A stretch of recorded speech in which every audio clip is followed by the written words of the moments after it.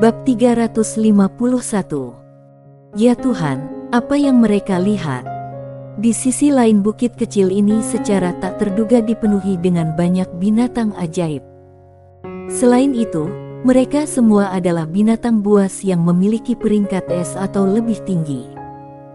Sebagian besar binatang ajaib yang mereka lihat hanya ada dalam legenda karena mereka belum pernah muncul sejak lama.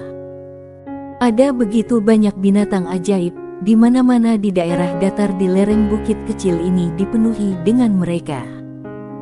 Bahkan binatang petir kekerasan yang sangat langka, kelompok Long Yi bisa melihat bahwa sudah ada 20 binatang buas di depan mereka.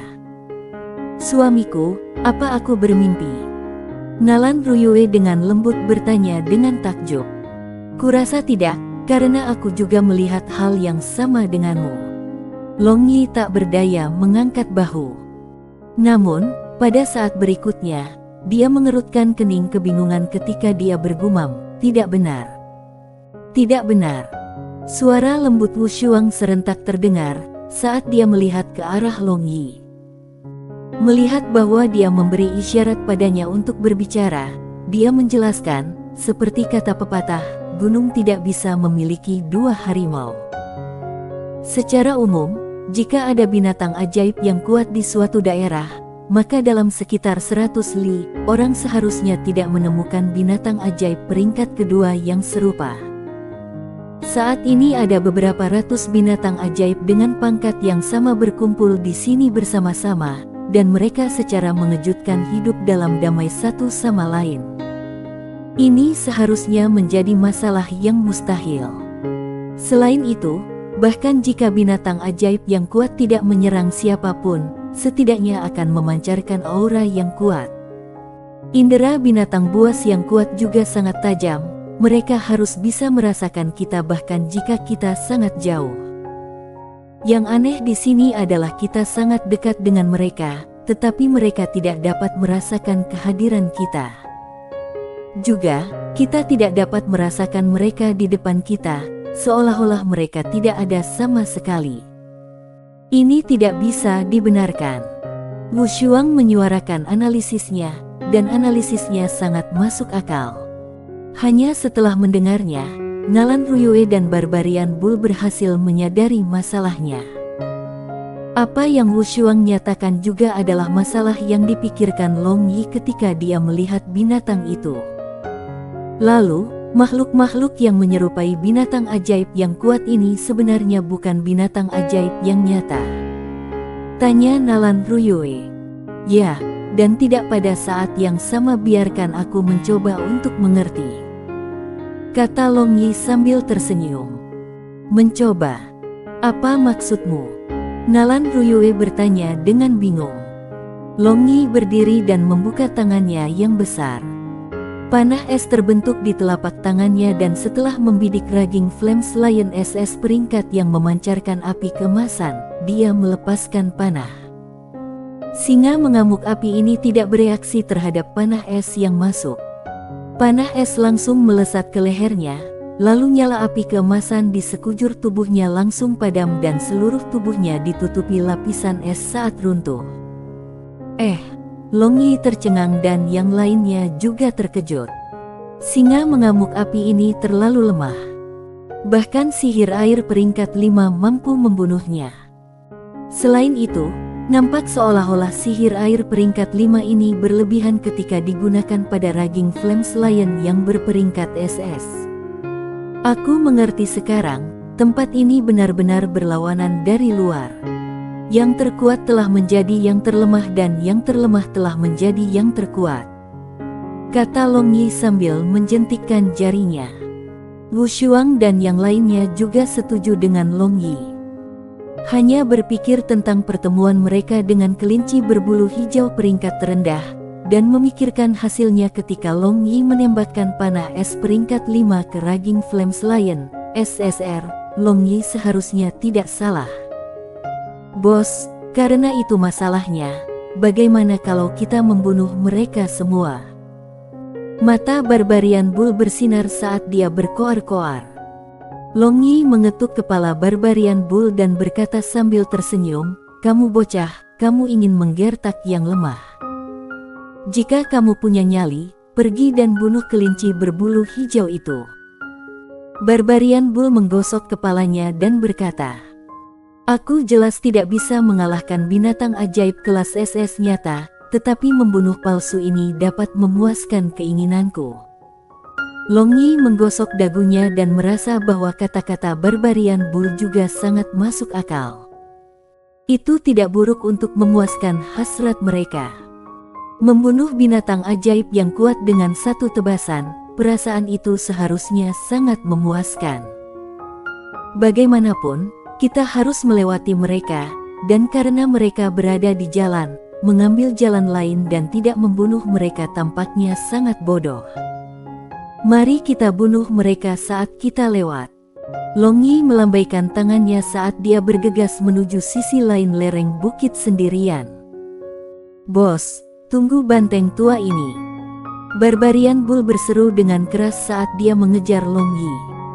Di belakang mereka, 3 dewa binatang mengejar mereka untuk bergabung dalam kesenangan. Adapun Wu Shuang dan Nalan Ruyue, mereka tidak tahu apakah harus tertawa atau menangis melihat ini. Melihat Long Yi, mereka tidak bisa membantu tetapi menilai kembali pemahaman mereka tentang dia lagi. Dari mata jernihnya yang hitam mengkilat, sepertinya mudah untuk melihatnya. Namun, untuk apa yang benar-benar dia pikirkan di dalam hatinya, mungkin, bahkan orang yang paling dekat dengannya tidak akan bisa mengerti. Terkadang, dia tampil sangat rumit, kadang-kadang, dia tampil sangat sederhana. Ketika dia kejam, dia akan membuat marah pria dan dewa dengan kekejamannya. Ketika dia lembut dan lembut, dia juga bisa membuat orang merasa seolah-olah dia adalah angin musim semi yang lembut. Ketika kedua wanita mulai kehilangan diri mereka dalam pikiran mereka, mereka tidak sengaja menampilkan ekspresi yang berbeda.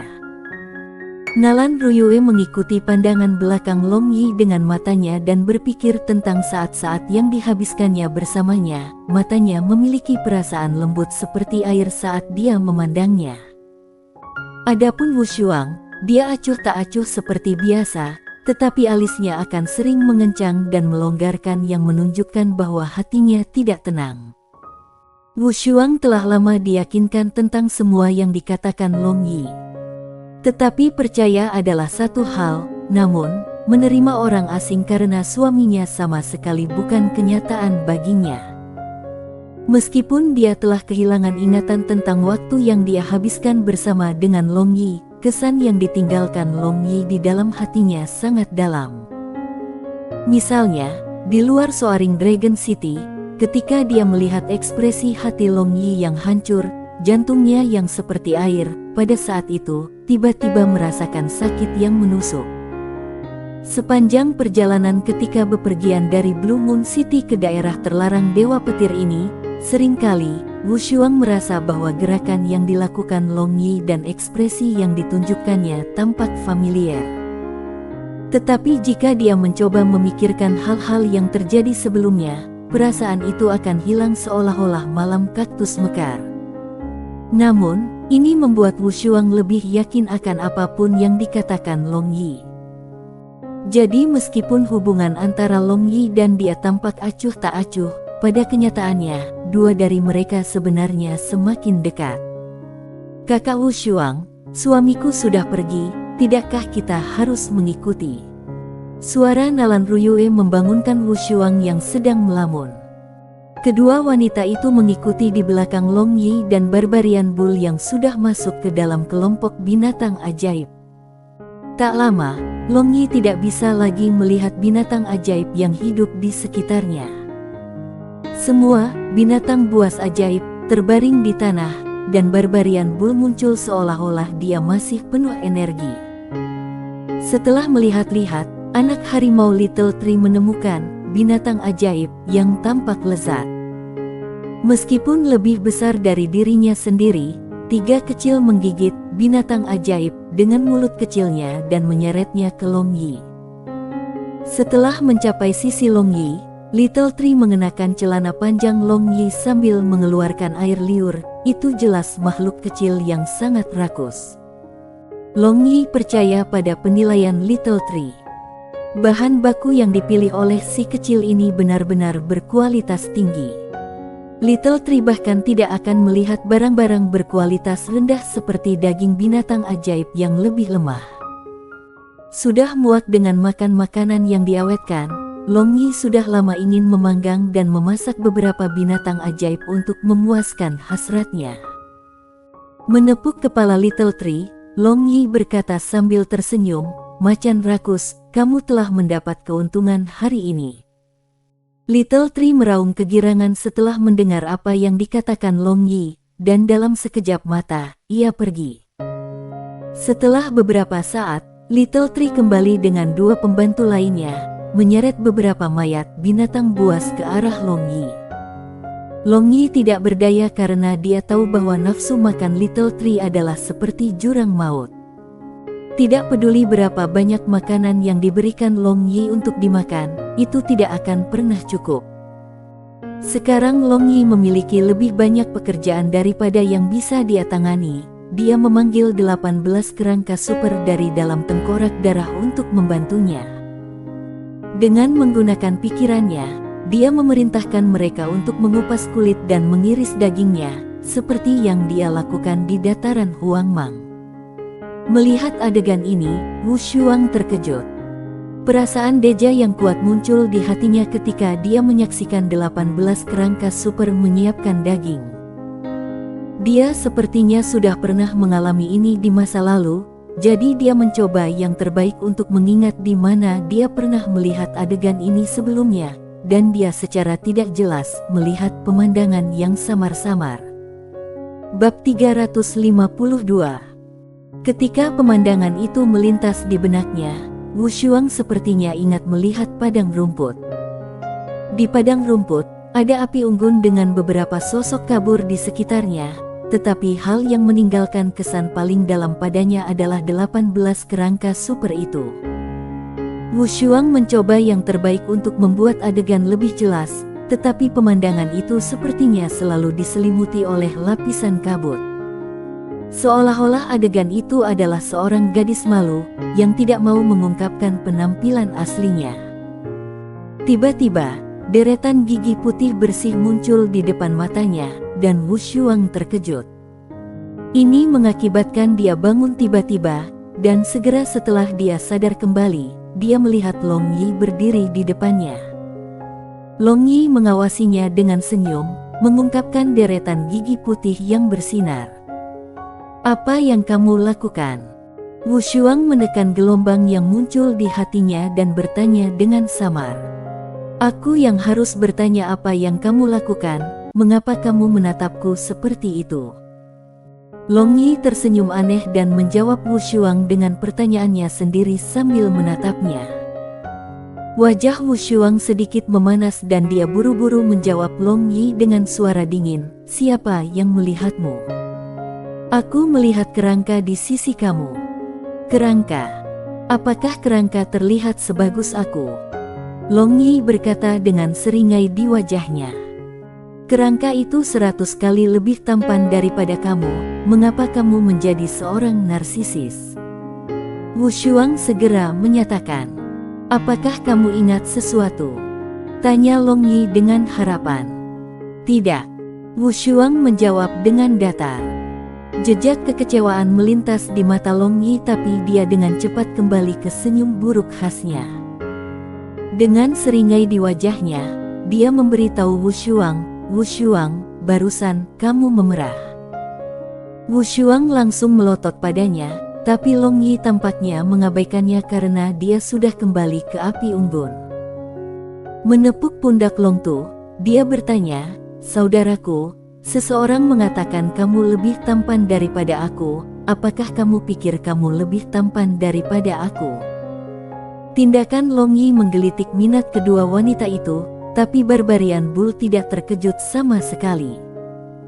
Adapun 3 binatang buas, mereka menatap daging di atas panggangan sambil meneteskan air liur. Rongga mata hitam pekat dari Long Tu melintas dengan lampu merah dan tengkoraknya tiba-tiba berbalik ke arah Long Yi. Ini, apakah kerangka ini memiliki kesadaran? Wu Shuang dan Nalan Ruyue tertegun.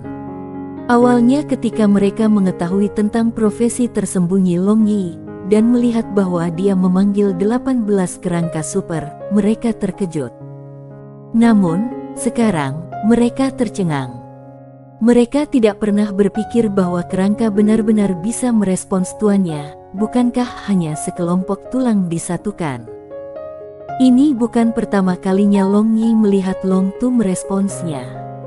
Dia menduga bahwa orang ini perlahan-lahan memunculkan kesadarannya sendiri. Ketika dia pertama kali menebak bahwa Long Tu sebenarnya mengembangkan kesadarannya sendiri, pikiran untuk menghilangkan Long Tu muncul di benaknya. Namun, dia akhirnya menyerah pada pemikiran itu dan memutuskan untuk membiarkan nasib berjalan dengan sendirinya. Sekarang, dia benar-benar memiliki beberapa harapan untuk pengembangan Long Tu dan dia ingin melihat apa yang akan terjadi jika Long Tu mengembangkan kesadarannya sendiri. Mungkin. Long Yi menjawab dengan linglung ketika matanya menatap soket mata hitam pekat milik Long Tu. Kemudian menggunakan kekuatan rohnya, dia mengelilinginya. Long Yi berhasil merasakan fluktuasi roh yang keluar dari Long Tu, dan untuk kerangka tak bernyawa yang dipanggil oleh ahli nujum untuk memiliki fluktuasi roh adalah hal yang mustahil. Namun, kenyataannya adalah bahwa Long Tu memang memiliki fluktuasi roh, jadi mengatakan bahwa itu tidak memiliki kesadaran agak sulit dipercaya. Long Yi merenung dalam-dalam dan berjalan 2 langkah menjauh, tetapi yang mengejutkannya, rongga mata Long Tu menyala dengan lampu merah ketika Long Tu segera mengikuti di belakangnya dengan setiap langkah yang diambilnya. Bahkan tanpa perintah dari Long Yi, Long Tu bergerak dengan sendirinya. Pada saat ini, Long Yi merasakan fluktuasi semangat yang relatif kuat dari Long Tu, seolah-olah mencoba untuk berkomunikasi dengannya. Meskipun Long Yi tidak mengerti apa yang ingin dikatakannya, dia bisa merasakan kekaguman dan penyembahan darinya. Long Yi kaget. Berbalik untuk menghadap Long Tu, dia menatap Long Tu di matanya. Dibandingkan dengan waktu ketika dia baru saja mendapatkan Long Tu, itu memang tumbuh banyak. Sekarang, seluruh tubuhnya memancarkan aura gelap yang pekat, dan kerangka yang seluruh tubuhnya telah berubah menjadi baju zirah tulang besar. Itu bukan lagi kerangka kurus yang dulu. Tidak akan pernah Long Yi berpikir bahwa kerangka ini, yang dia beri nama dengan santai dan kadang-kadang mencurahkan isi hatinya karena tidak akan pernah membocorkan rahasianya, akan benar-benar mengembangkan kesadarannya sendiri. Sekarang itu benar-benar mampu berpikir secara mandiri dan bergerak sendiri tanpa instruksi apapun. Setelah waktu yang lama, Long Yi biasanya menepuk bahu Long Tu dan berkata, "Tidak peduli apa yang kamu menjadi dan tidak peduli seberapa kuat kamu menjadi, aku harap kamu tidak akan pernah mengkhianati aku." Mata Long Long menyala dengan lampu merah. Namun, itu tidak mengerti kata-kata yang Long Yi katakan padanya. Saat ini, kecerdasan Long Tu tidak sepenuhnya berkembang dan kemampuan pemahamannya hanya setara dengan anak berusia 3-4 tahun. Dapat dikatakan bahwa, untuk kesadaran untuk berkembang di Long Tu, Long Yi memainkan peran penting.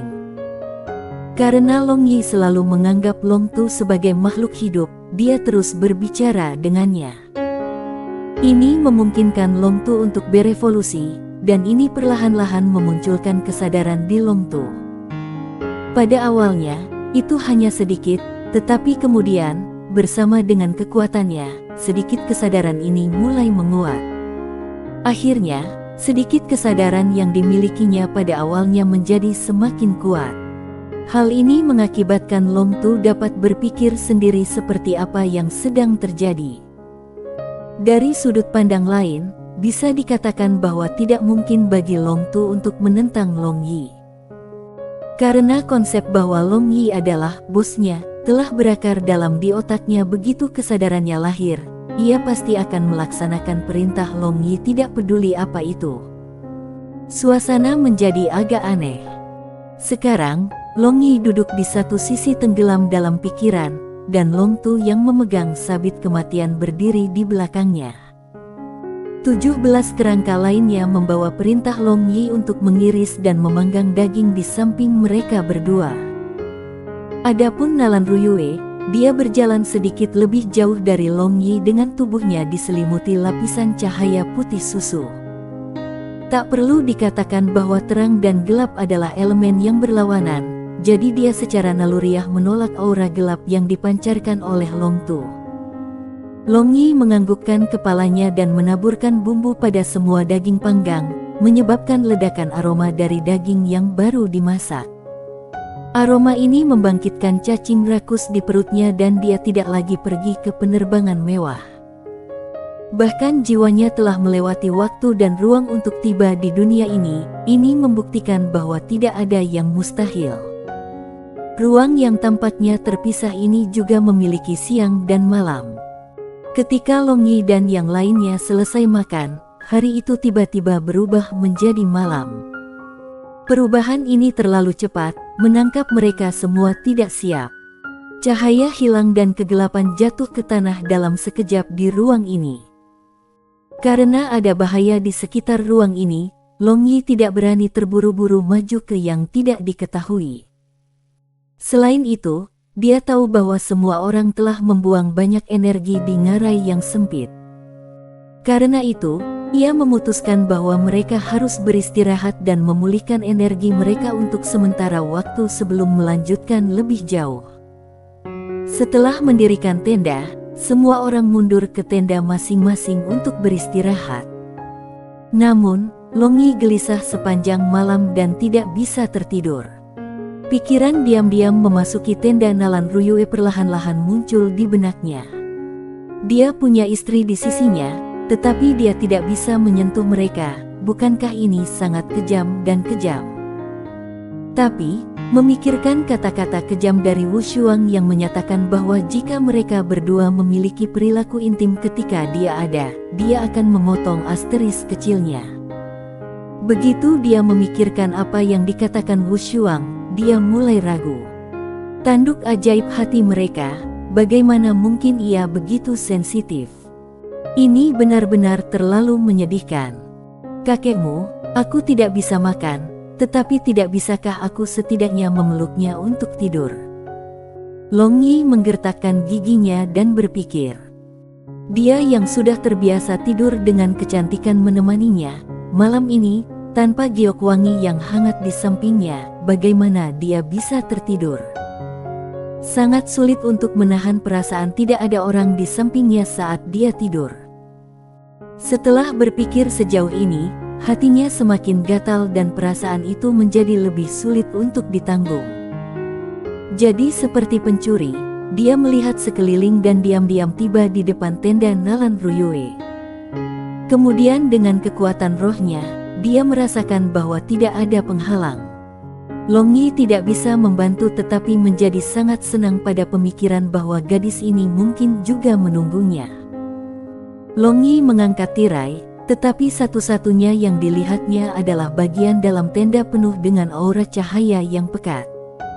Nalan Ruyue sedang duduk bersila dalam meditasi yang dalam dan tidak menyadari apapun yang terjadi di sekitarnya.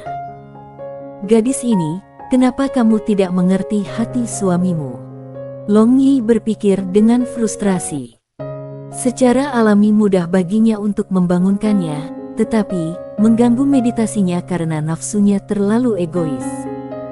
Mustahil baginya untuk melakukan hal-hal seperti itu.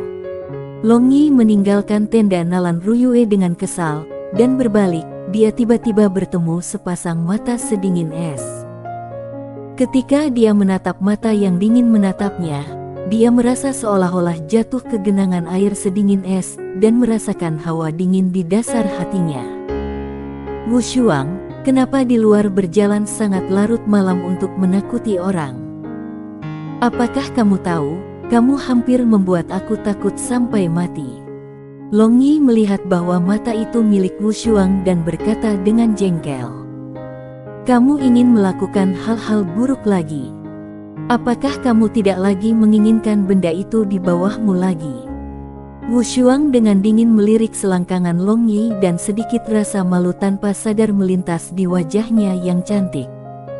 Aku tidak memiliki pikiran kotor yang mengalir dalam pikiran aku tidak memiliki keinginan yang membara dalam diri aku saat ini. Mungkinkah kamu merasakan sesuatu saat ini? Apa yang kamu lakukan di sini? Jangan bilang bahwa kamu merasakannya lagi. Jika kamu mengatakannya, maka aku berani mengkonfirmasi bahwa itu adalah masalah kamu. Aku sama sekali tidak ada hubungannya dengan ini. Long Yi buru-buru mengaku tidak bersalah, tetapi pikirannya terus berjalan. Mungkinkah dia bisa merasakan pikirannya? Wu Shuang tidak memberikan balasan padanya, dia hanya berdiri di sana dan menatap Long Yi dengan linglung. Ekspresinya terus berubah saat dia memandangnya, dan tidak ada yang tahu apa yang dia pikirkan. Sinar-sinar bulan menyinari langit malam tanpa suara. Dan di bawah sinar rembulan, Wu Shuang yang mengenakan gaun putih muncul seperti perempuan surgawi yang turun dari surga. Dibandingkan dengan manusia di dunia ini, dia akan membuat mereka semua malu. Tertegun, Long Yi hanya bisa menatap kosong padanya. Kedua orang itu saling memandang dengan linglung, hanya setelah suatu periode waktu yang terasa membentang untuk selamanya dan terasa seperti sesaat, keduanya secara bersamaan terbangun dengan kaget. Long Yi yang memiliki kulit tebal alami tidak malu sama sekali, namun, hal yang sama tidak bisa dikatakan untuk Wu Shuang. Aku tidak bisa tidur, bagaimana kalau kita berjalan-jalan? Wu Shuang berbalik dan berkata dengan lembut ke Long Yi. Yah, aku juga tidak bisa tidur. Bagaimana kalau kita ngobrol sambil berjalan? Long Yi memandangi siluet Wu Shuang yang indah dan tidak bisa menahan diri untuk menjadi agak bodoh. Wu Shuang tidak menolak atau menolak, dia hanya mulai berjalan dengan anggun. Karena dia tidak keberatan dengan sarannya, Long Yi mengikutinya dengan wajahnya yang tebal. Hati Wu Shuang dalam kekacauan. Setiap malam, dia selalu bermeditasi tidak peduli apa yang terjadi, tetapi untuk beberapa alasan yang tidak diketahui, malam ini, dia merasa sangat sulit untuk tetap tenang untuk bermeditasi. Karena itu, dia menyerah pada gagasan meditasi dan berbaring untuk tidur. Setelah tertidur, dia bermimpi. Dalam mimpinya, wajah yang dikenalnya muncul, wajah yang tampak asing namun disayanginya pada saat yang sama. Garis besar wajah yang jelas itu, mata gelap berkilau yang bisa membuat jantung orang mulai berdebar, dan senyum buruk di wajahnya. Setiap bagian dari wajah memberitahunya bahwa dia sedang menatap Long Yi tanpa pertanyaan. Jika itu hanya mimpi Long Yi, maka itu tidak akan membuatnya merasa seperti ini. Dalam mimpinya, Long Yi ada di atasnya, mendorongnya ke bawah. Bibir mereka bersentuhan satu sama lain, sementara mereka berdua memiliki irama detak jantung yang identik. Bunyi detak jantung mereka mirip dengan guntur, berdering keras dan jelas di telinga mereka. Peng-peng, peng-peng. Detak jantung yang identik ini membuat mereka tahu bahwa mereka terhubung bersama dengan benang takdir yang tak terlihat. Dalam mimpinya, Wu Shuang ingin menolak kemajuan Long Yi, tetapi semua usahanya sia-sia. Sekarang kehidupan mereka pada dasarnya terjalin, mereka tidak dapat berpisah satu sama lain. Bab 353. Menonton perubahan ekspresi Wu Shuang, Long Yi tidak tahu apa yang dia pikirkan atau rasakan. Sebelumnya, dia selalu tenang dan tenang. Bahkan ketika hidupnya terancam, dia bahkan tidak mengerutkan alisnya, tetapi sekarang dia merasa pikirannya dalam kekacauan karena dia jelas memiliki sesuatu yang mengganggunya. Apakah kamu percaya pada nasib? Wu Shuang tiba-tiba mendongak dan bertanya, saat matanya yang indah menatap lurus ke mata hitam yang bersinar di wajah Long Yi. Takdir. Nasib mungkin ada, namun terlalu samar. Secara komparatif, aku lebih percaya pada kenyataan. Long Yi mengangkat bahu dan menjawab sambil tersenyum. Bisakah seseorang melawan nasib dengan mengandalkan kekuatan satu orang? Kata-kata itu keluar dari mulut Wu Shuang saat dia berpikir keras. Long Yi mengerutkan kening, apakah pertanyaannya karena dia menjadi lebih serius? Dia dengan cepat menjawab, orang perlu menentukan keadaan mereka untuk dapat melawan nasib.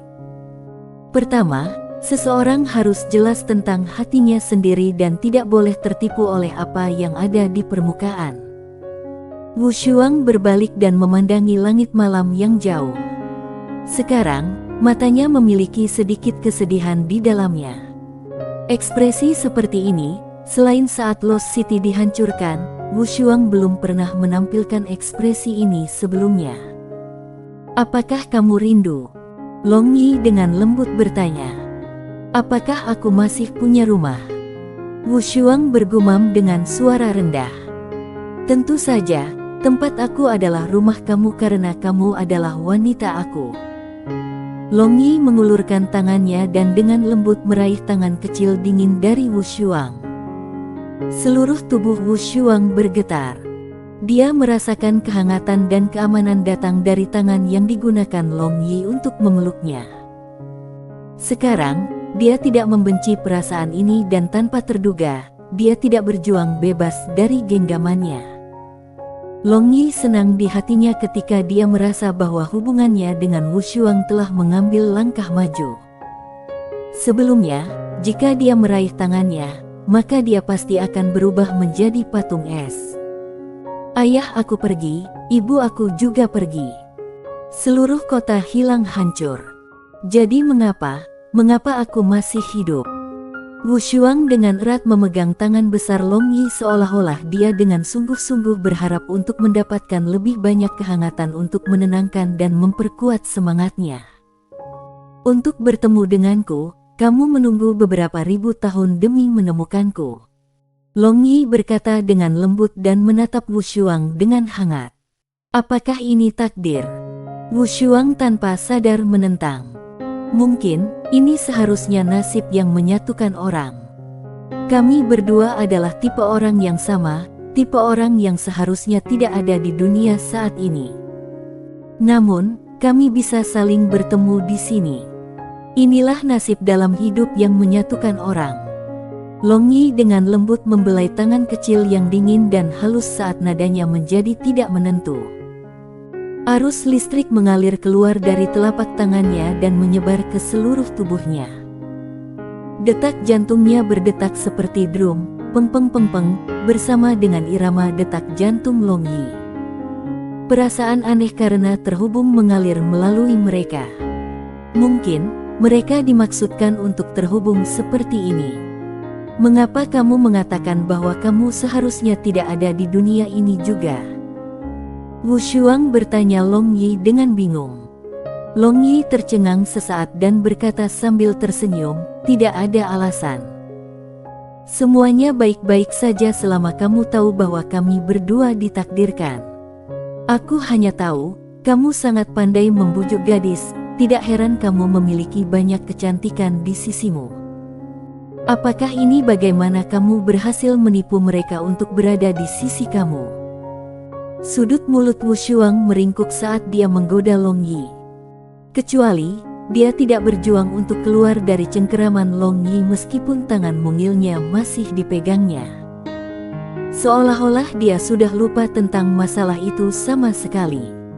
Tidak tertipu, aku sebenarnya sangat tulus ketika merawat mereka. Melihat senyum indah Wu Shuang, Long Yi juga menjadi bahagia. Tidak ada perasaan di dunia ini yang bisa dibandingkan dengan dia melihat wanita itu bahagia. Apakah hatimu benar-benar tulus? Wu Shuang mengangkat tangannya yang lain dan menunjuk ke hati Long Yi saat dia bertanya. Long Yi dengan lembut tertawa ketika dia mengangkat tangannya. Menempatkan tangannya di bahu Wu Shuang, dia dengan lembut menariknya ke dadanya. Berbisik ringan ke telinga Wu Shuang, dia segera menjawab pertanyaannya. Di sini, Rasakan sendiri apakah aku tulus atau tidak. Peng-peng, peng-peng, Wu Shuang menempel dekat dada hangat Long Yi dan merasa jantungnya berdetak kencang. Pada saat itu, dia merasakan belayan lembut di punggungnya dan tubuhnya yang kaku tanpa sadar melunak. Setelah mendengarkan detak jantung Long Yi yang persis sama dengan miliknya, perasaan cemas yang tersembunyi di hatinya di bawah permukaan dingin tiba-tiba membara. Dia akhirnya menyadari bahwa dia dan pria di depannya ini ditakdirkan untuk memiliki jalinan kehidupan selamanya. Tangan Long Yi bergerak di sekitar punggung Wu Shuang, dan meskipun tangan dan kulitnya dipisahkan oleh lapisan pakaian, dia dapat dengan jelas merasakan kulit lembut dan kenyal Wu Shuang. Mampu merangkul kecantikan sekali lagi, Long Yi hanya merasa seolah sedang bermimpi. Namun aroma anggrek samar yang menyerang lubang hidungnya, mengatakan kepadanya bahwa inilah kenyataannya. Long Yi meletakkan dagunya di bahu Wu Shuang dan meniupkan udara panas di telinganya. Setelah itu, dia mulai menggoda cuping telinga sensitifnya dengan bibirnya. Wu Shuang sedikit bergetar, dan tangan kecilnya yang erat meraih pakaian Long Yi mengepal lebih erat sebelum melonggarkan. Proses pengetatan dan pelonggaran cengkeramannya pada pakaian Long Yi berlanjut saat tubuhnya tiba-tiba menjadi kaku. Dia merasakan sesuatu yang panas menyengat perut bagian bawah dan bokongnya yang bulat sempurna juga telah jatuh ke cengkeraman iblis yang saat ini dengan tidak hati-hati meremas dan menjepit pantatnya. Sensasi menyenangkan yang aneh membanjiri Wu Shuang. Dia membuka mulutnya dan dengan kuat menggigit bahu Long Yi dan kedua tangannya yang kecil praktis merobek pakaian Long Yi. Long Yi tetap mempercepat serangannya. Cakar serigala bergerak ke tempat suci di antara kaki Wu Shuang, lalu jari tengahnya meremas dari antara celah pantatnya dan menekan area terlarang pribadinya. Ah! Seru Wu Shuang keras dan tiba-tiba mendorong Long Yi pergi. Payudaranya yang menjulang tinggi dengan cepat naik dan turun. Dengan wajah semerah tomat, dia menatap Long Yi dengan tatapan tajam. Dia membuka mulut untuk mengatakan sesuatu, tetapi akhirnya dia tidak mengatakan apa-apa dan setelah menginjak kakinya, dia menghilang ke udara. Long Yi dengan marah memukul kepalanya sendiri. Dia terlalu tergesa-gesa, tapi dari penampilannya sekarang, dia seharusnya tidak semarah itu. Segera, dia akan menerimaku. Long Yi dengan gembira memikirkan penghalang antara Wu Shuang dan dia perlahan menghilang. Pada saat ini, pikirannya sangat bagus.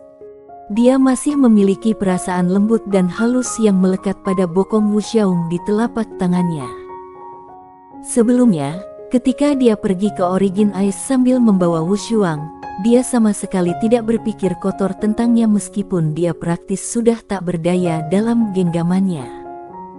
Ini karena, pada saat itu, dia dengan sepenuh hati berusaha menemukan Ruyi Ice Silkworm untuk menyembuhkan dan menghilangkan kutukan pada Wu Shuang. Dengan demikian, hubungan antara dia dan Wu Shuang sangat murni sebelum ini. Di sisi barat area terlarang Dewa Petir, di seberang ruang unik tempat Long Yi dan yang lainnya berada, satu pasukan hitam dan satu pasukan putih sedang beristirahat di lereng bukit. Hanya dengan melihat baju sirah mereka yang compang camping dan wajah yang letih, siapapun bisa melihat bahwa mereka berada dalam kesulitan. Pada awalnya, ada lebih dari 2.000 orang. Namun, hanya 300-400 orang yang tersisa saat ini. Orang bisa dengan mudah membayangkan seberapa besar bahaya dan kesulitan yang mereka alami dalam perjalanan. Sejak saat gereja terang dan pasukan gereja gelap bertemu, mereka telah bekerja sama dalam pemahaman diam-diam.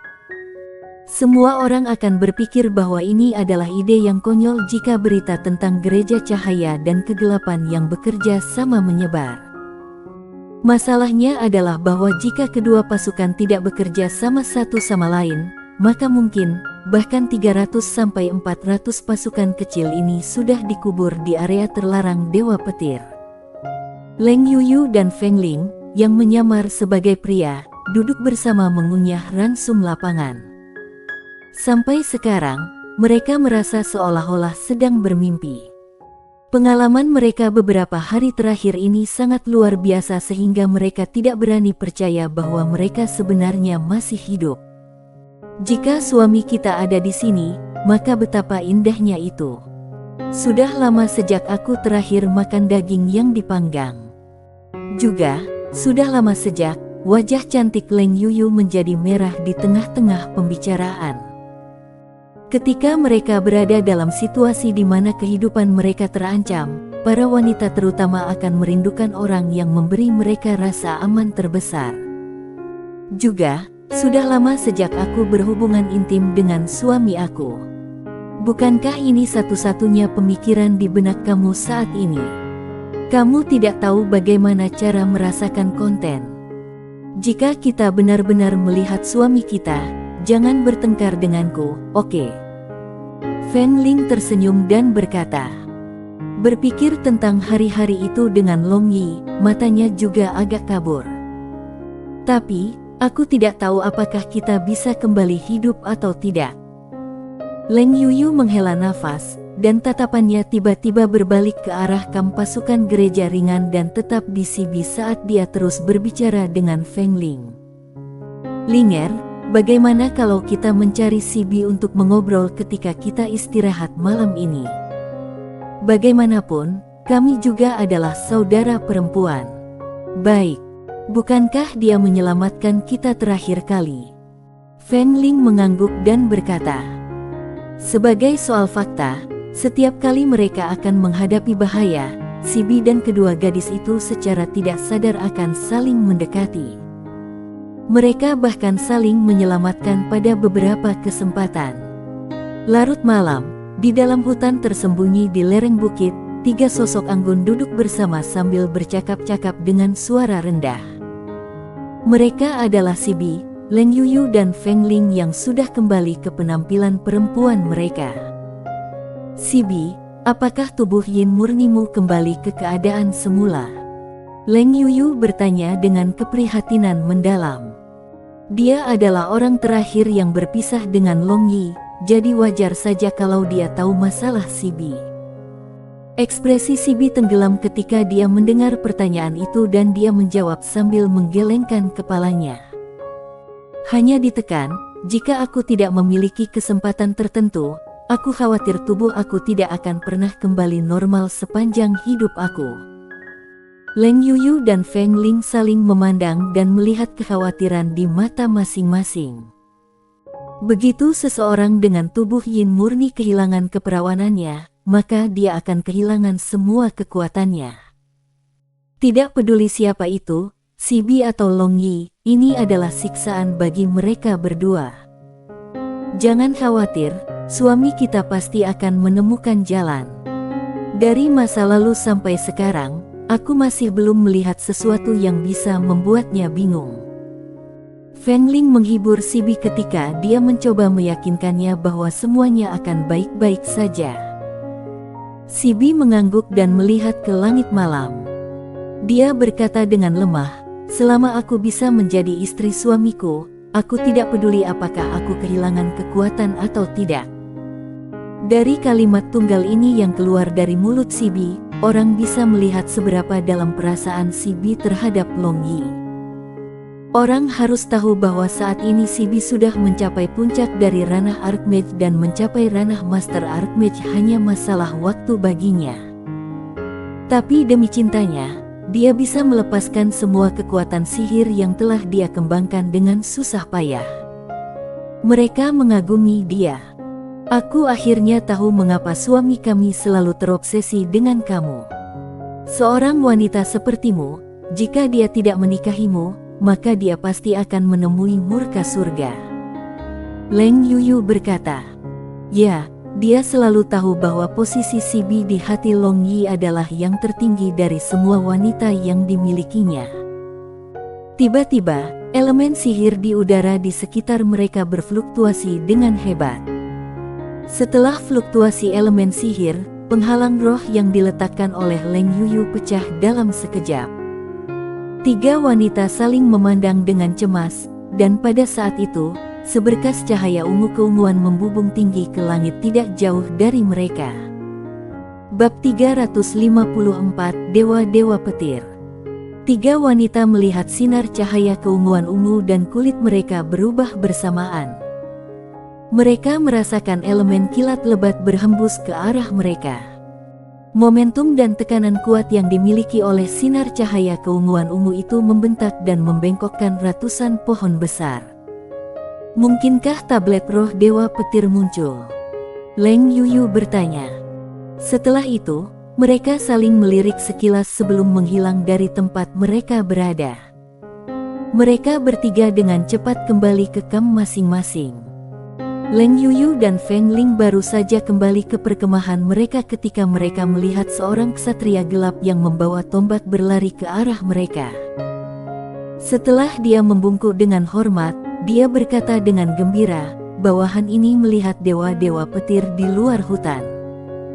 Di atas altar itu, ada patung dewa petir, dan di tangan patung ini ada tablet roh dewa petir. Bola mata dewa petir juga ada di meja altar. Kegembiraan melintas di mata kedua wanita itu, dan mereka berdua secara kebetulan berbalik ke arah gereja cahaya. Tatapan mereka bertemu dengan Sibi saat mereka mencapai pemahaman. Meskipun kedua kubu yang berseberangan ini telah bekerja sama dalam pemahaman diam-diam dalam perjalanan, bagaimanapun, itu semua untuk bertahan hidup.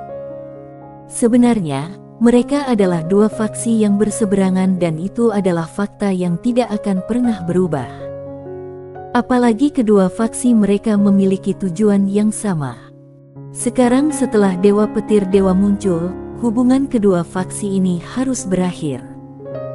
Untuk bersaing dengan tablet roh Dewa Petir dan bola mata Dewa Petir, mereka mungkin harus bertarung sampai mati. Ketiga wanita itu menurunkan pesanan mereka pada saat bersamaan.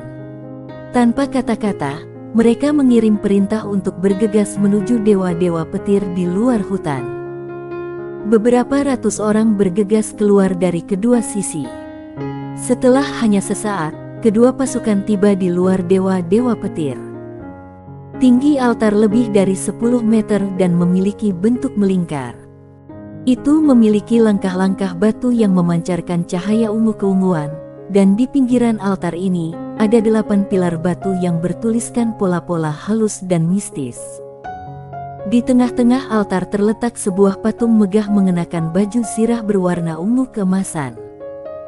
Patung itu kira-kira tingginya beberapa meter, dan mungkin, inilah dewa petir yang legendaris.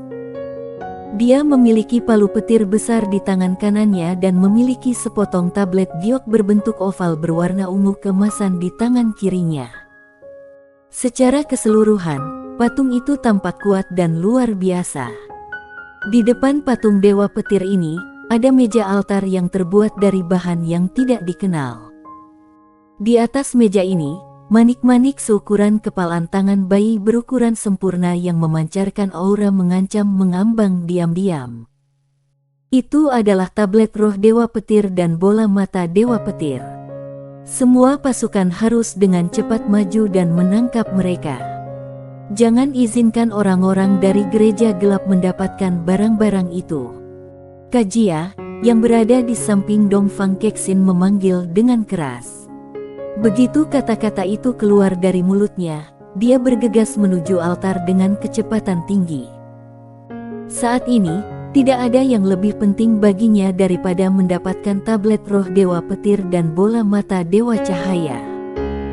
Karena gereja cahaya telah bergerak, gereja gelap juga segera beraksi. Seolah-olah pintu air rusak, mereka semua masuk ke altar dewa petir. Dua kelompok orang yang bekerja sama dalam pemahaman diam-diam dari beberapa hari yang lalu mulai saling menyerang dengan kejam seolah-olah mereka adalah musuh selama ini. Sibi dan Leng Yuyu terbang ke langit. Mereka tidak punya pilihan selain berpura-pura bertarung. Sama seperti ketika mereka bertemu untuk pertama kalinya di Soaring Dragon City, mereka tampaknya bertarung dengan sengit. Namun pada kenyataannya, mereka meninggalkan beberapa peluang untuk satu sama lain. Semua orang yang saat ini ada di sini adalah orang-orang yang selamat yang keluar dari tumpukan mayat. Tidak perlu menyebutkan kekuatan dan keganasan mereka. Kedua belah pihak saling membantai dengan mata merah dan ada banyak korban di kedua sisi. Melihat 300-400 orang yang selamat dari beberapa hari terakhir saling membunuh hingga hanya ada sekitar 100 orang yang tersisa, Leng Yuyu dan Si Bi merasakan sakit yang menyakitkan di hati mereka. Namun, apakah sebenarnya ada yang bisa mereka lakukan? Saat ini, di bawah perlindungan sihir cahaya Dongfang Kexin yang kuat, Kajia melompat dan meraih tablet roh Dewa Petir. Sementara itu, Feng Ling juga meraih bola mata Dewa Petir dari altar. Segera setelah kedua benda itu disambar, sinar ungu keunguan yang datang dari altar langsung menghilang. Seluruh area itu tenggelam ke dalam kegelapan. Saat daerah menjadi gelap, semua orang yang bertempur menjadi tercengang bersamaan. Mereka tanpa sadar menghentikan serangan mereka dan menatap altar. Semua orang terkejut dan ekspresi bingung di wajah mereka, dan suasana tiba-tiba menjadi sunyi dan agak aneh. Leng Yuyu dan Si Bi kembali ke kamp masing-masing, dan rasa takut yang tak terkatakan muncul di hati kedua wanita ini. Perasaan itu begitu menindas sehingga membuat mereka berdua hampir muntah. Linger, buang bola mata Lightning God, kita akan segera pergi. Leng Yuyu tiba-tiba menoleh ke Feng Ling dan berkata, karena rasa krisis yang kuat membuatnya tanpa sadar membuat keputusan ini. Feng Ling tidak ragu-ragu. Dia segera melemparkan bola mata Dewa Petir ke arah perkemahan gereja cahaya sebelum dengan cepat mundur. Pada saat yang sama, Si Bi juga mengeluarkan perintah yang sama, meminta Kajia untuk membuang meja roh Dewa Petir dan mundur.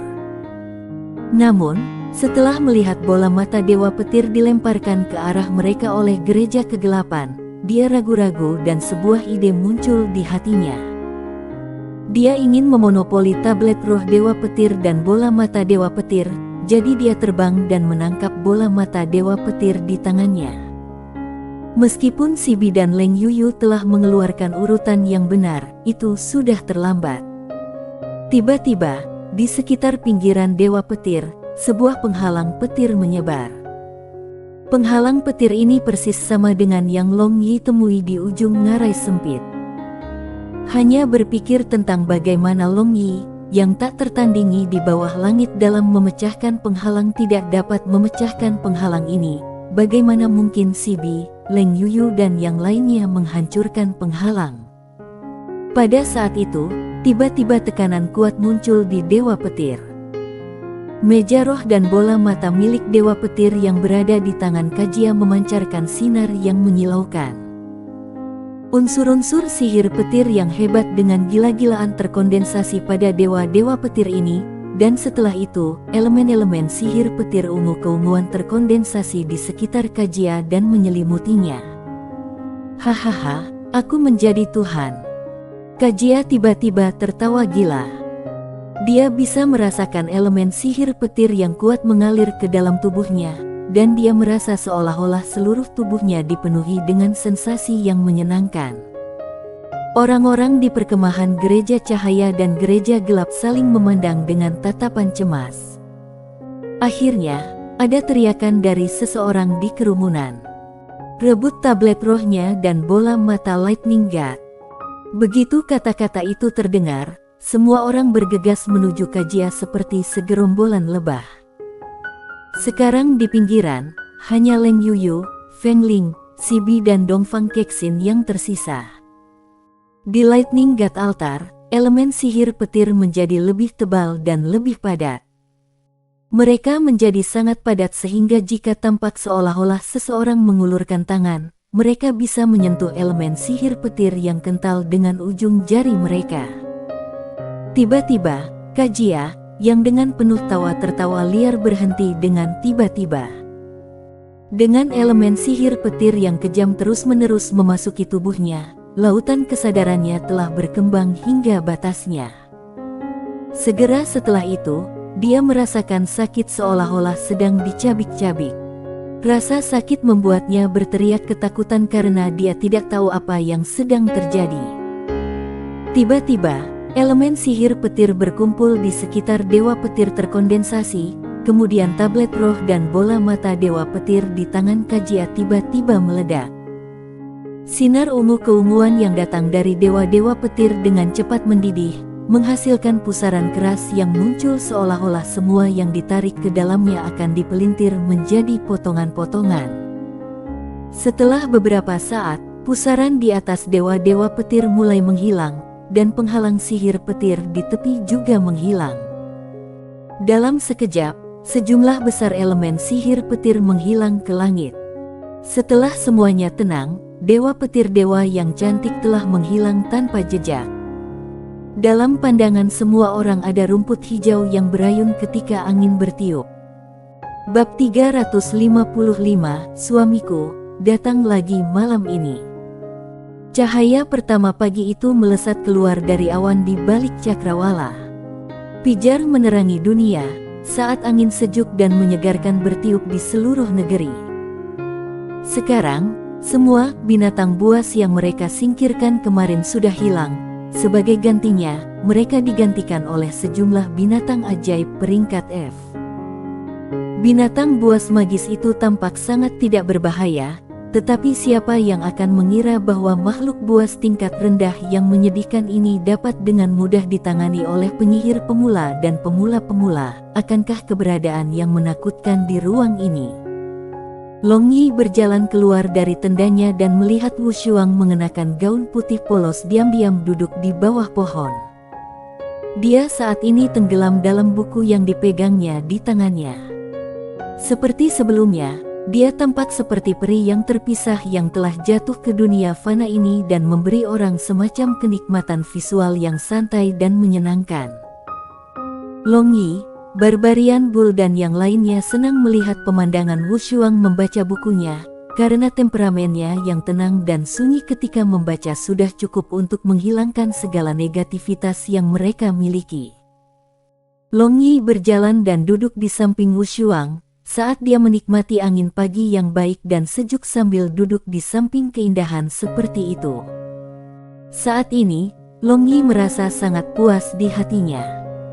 Tiba-tiba, Long Yi melihat bahwa dua kelinci berbulu hijau berlari ke arah mereka. Teringat apa yang terjadi terakhir kali dia bertemu kelinci berbulu hijau, Long Yi tanpa sadar menarik napas dingin dan sarafnya langsung tegang. Begitu tiga kecil, kilin api dan binatang petir kekerasan yang mengikuti di belakang Long Yi sementara ini merasakan perubahan dalam perilaku Long Yi, mereka segera menjadi waspada. Bulu mereka berdiri tegak saat mereka bersiap menghadapi musuh. Dua kelinci berbulu hijau itu tiba-tiba berhenti. Mata merah mereka terpaku pada Long Yi dan tiga binatang buas di belakangnya saat mereka tetap berada jauh dari Long Yi dan binatang buas. Jangan gugup, selama kamu tidak menyerang mereka, mereka tidak akan mengambil inisiatif untuk menyerangmu. Wu Shuang menutup bukunya dan berkata dengan acuh tak acuh. Setelah apa yang terjadi kemarin, terlepas dari cara Wu Shuang berbicara atau ekspresinya, sepertinya tidak ada yang berubah.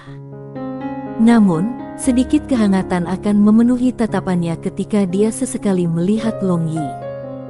Long Yi mempercayai kata-kata Wu Shuang tanpa keraguan sedikit pun.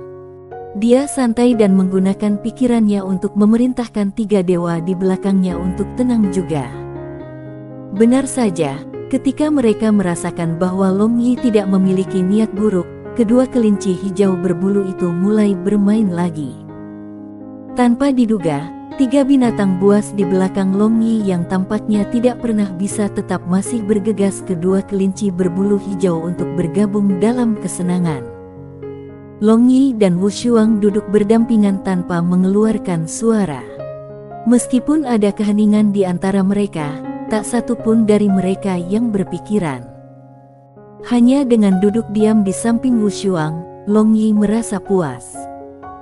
Setelah beberapa saat, Wu Shuang tiba-tiba mengulurkan tangannya dan meraih kekerahnya, mendorong murid-murid Long Yi untuk memperbesar dan dia menatap tindakan Wu Shuang tanpa banyak mengedipkan matanya. Dia membuka kerahnya dan kulit putihnya yang berkilau dan transparan terungkap. Di bawah sinar matahari pagi ini, pemandangan kulit Wu Shuang yang lembut dan putih menyilaukan Long Yi. Dia tanpa sadar menelan liur dan dengan senyum jahat, dia berkata, "Wu Shuang, aku khawatir tempat ini tidak terlalu cocok. Bagaimana kalau kita pergi ke tenda?" Wu Shuang mendongak dan menatapnya dengan mata sedingin es yang membuat Long Yi merasa seperti seember air dingin yang dibuang ke kepalanya tiba-tiba. Dia tidak lagi berani membiarkan imajinasinya menjadi liar. Dengan lembut, Wu Shuang mengeluarkan liontin yang digantung di lehernya dengan benang putih yang hampir tak terlihat. Liontin itu sama dengan yang diberikan Long Yi padanya di Ice Palace di masa lalu. "Apakah kamu memberikan ini padaku?" Wu Shuang dengan lembut membelai liontin dan sudut mulutnya sedikit melengkung ke atas. "Tentu saja, ini adalah tanda cinta yang kuberikan padamu. Setelah memakainya, kamu menjadi wanita aku seumur hidup," kata Long Yi sambil tersenyum. Meskipun dia tampak bercanda ketika mengatakan ini, suaranya berisi keinginan posesif yang kuat yang membuat orang tidak dapat meragukan kata-katanya. Wu Shuang secara mengejutkan tidak membantahnya, dan menatap lurus ke mata Long Yi. Baik dia dan Long Yi dihubungkan oleh tautan telepati yang aneh, yang terasa asing. Akibatnya, jarak di antara mereka perlahan menyempit. Dia pernah mencoba untuk berjuang bebas dari pengaturan yang tampaknya ditakdirkan ini, tetapi setelah percakapan yang dia lakukan dengan Long Yi tadi malam, serta segmen intim yang tak terduga itu, dia merasa lega dia tidak melakukannya. Terlepas dari apakah takdir atau takdir yang menyatukan orang, Wu Shuang merasa tidak apa-apa untuk membiarkan alam mengambil jalannya. "Aku pikir liontin ini bukan sekadar token, ada semacam kekuatan aneh yang terkandung di dalamnya. Kadang-kadang, rasanya seolah-olah itu mengandung petunjuk elemen sihir air. Aku cukup yakin bahwa liontin ini memainkan peran besar bagi aku untuk mencapai ranah aku saat ini dalam waktu yang singkat." Alis Wu Shuang bersatu saat dia tenggelam dalam pikiran yang mendalam. "Apakah begitu? Izinkan aku melihat." Long Yi tidak tahu apa yang dia bicarakan. Dia telah memakai liontin ini untuk waktu yang lama, tetapi dia tidak pernah merasakan perbedaan dalam dirinya. Satu-satunya kekhasan yang bisa ia pikirkan adalah bahwa material seperti batu giok itu tampak hangat sepanjang waktu. Long Yi mengulurkan tangannya dan meraih liontin yang saat ini digantung di leher Wu Shuang. Dalam prosesnya, jari kelingkingnya secara tidak sengaja mengikis kulit putih saljunya. Sedikit kemerahan merayap di wajah Wu Shuang, tetapi semburat merah tidak bertahan lama karena ia dengan cepat kembali ke penampilan dingin normalnya. Dengan suara datar, katanya, "Jangan terlalu sombong, kalau tidak, aku tidak keberatan menggunakan mantra es abadi untuk mengubahmu menjadi patung es selamanya." "Kecelakaan? Itu kecelakaan murni. Nah, pesonamu terlalu kuat. Ketika aku mencoba meraih liontin tadi, aku gugup dan jari kelingkingku sedikit lepas kendali, begitu?" Long Yi berkata sambil tersenyum sambil menggunakan kekuatan roh dan kekuatan internal untuk menyelidiki liontin ini. Wu Shuang hanya menjawabnya dengan mendengus. Bagaimana dia bisa mempercayai kebohongan seorang wanita seperti ini? Jika orang seperti dia akan menjadi gugup karena daya tariknya, di mana dia akan mendapatkan keberanian untuk melakukan hal-hal yang dia lakukan tadi malam. Hanya setelah beberapa lama Wu Shuang menyadari bahwa penampilan mereka saat ini akan dengan mudah menyebabkan kesalahpahaman di antara yang lain. Dia menyadari bahwa tangan Long Yi masih di dadanya, dan jika orang lain melihat mereka sekarang, mereka pasti akan sampai pada kesimpulan bahwa Wu Shuang dan Long Yi melakukan hal-hal yang hanya dilakukan oleh orang dewasa.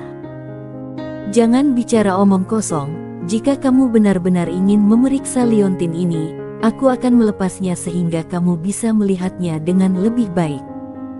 Telinga Wu Shuang memanas saat dia merasakan panas datang dari tangan Long Yi di lehernya yang terbuka. Jangan repot-repot, tidak apa-apa begini. Long Yi menjawab dan setelah menarik kembali idenya yang penuh nafsu, dia mulai dengan serius memeriksa liontin itu. Menyuntikkan kekuatan rohnya ke dalamnya, dia benar-benar merasakan fluktuasi lembut elemen sihir air. Satu-satunya hal adalah, elemen air di liontin itu tidak padat sama sekali. Tidak ada perlawanan dan reaksi bahkan ketika kekuatan roh Long Yi memasuki liontin. Suamiku, kakak perempuan Wu Shuang, apa yang kalian berdua lakukan? Sama seperti Long Yi akan melepaskan liontin, suara Nalan Ruyue terdengar. Nalan Ruyue baru saja selesai bermeditasi dan saat ini sedang berjalan keluar dari tendanya. Setelah melihat postur ambigu antara Long Yi dan Wu Shuang, dia tidak bisa tidak menjadi cemburu. Long Yi menarik tangannya yang besar dan berkata sambil tersenyum, "Bukan apa-apa, aku hanya belajar hal kecil dengan Wu Shuang." Wu Shuang tidak malu dan dia juga tidak terlihat malu seperti gadis lain. Dia dengan acuh meletakkan liontinnya di dalam kerahnya dan kemudian menutup kerahnya tanpa mengubah ekspresinya. Perilakunya yang tenang adalah sesuatu yang tidak bisa dibandingkan dengan gadis biasa. Pada saat ini, Barbarian Bull juga keluar dari tendanya.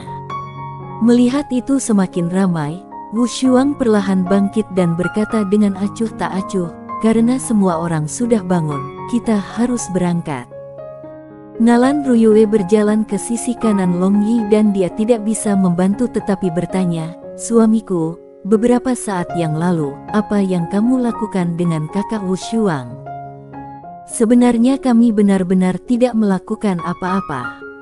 Lagi pula, bukankah kamu sudah mengizinkanku melakukan sesuatu dengan wanita lain?" Long Yi tersenyum dan menepuk-nepuk asteris kecil Nalan Ruyue. Nalan Ruyue terdiam setelah mendengar apa yang dikatakan Long Yi.